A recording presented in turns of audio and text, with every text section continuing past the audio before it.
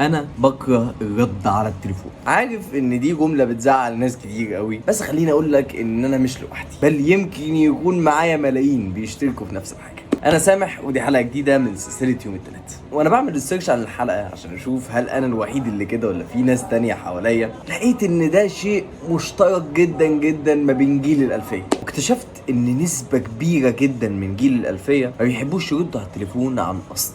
بس تفتكر ليه؟ بكل بساطة خليني ادي لك البي او في بتاع شخص مش بيحب يرد على التليفون. لو انت بترن على حد اقول لك هو ممكن يكون بيفكر في ايه. المكالمة بشكل كبير بتديك احساس ان انت فاقد السيطرة، انت مش عارف تكنترول.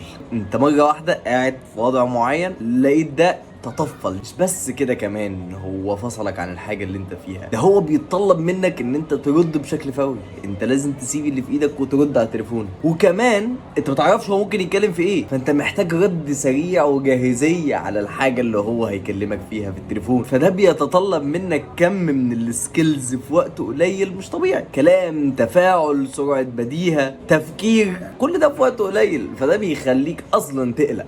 على العكس يا باشا، بعت له واتساب. ماله الواتساب؟ اوريدي ده مش بيتطلب ان انت ترد بشكل فوري، عادي جدا ممكن تاخر رساله شويه. كمان تقدر ان انت تعدل وتكتب وتعدل وتفكر وترجع تاني وتحذف براحتك. فاوريدي الواتساب او الشاتنج عموما بيديك الكنترول، على عكس المكالمه بتاعت التليفون. وطبعا مش عايز اتكلم ان في ناس اوريدي عندهم رهبه من الكلام للتليفون، وده اصلا مصنف يعني في علم النفس ان هو رهبه الكلام في التليفون. ممكن يكون دول حاله اوفر، انا بكلمك في ممكن يكون طبيعي يعني، او الحاجه النورمال اللي بتحصل. بس فيعني انا مش عايز منك حاجه غير ان انت تحط عذر، مش شرط انت تتقبله، بس ان انت ما تشوفش ان الشخص اللي بيردش ده هو بس عيل. هو ممكن يكون عيل بس معاهم اسباب تانية. بس يعني حط دي بس في الاعتبار.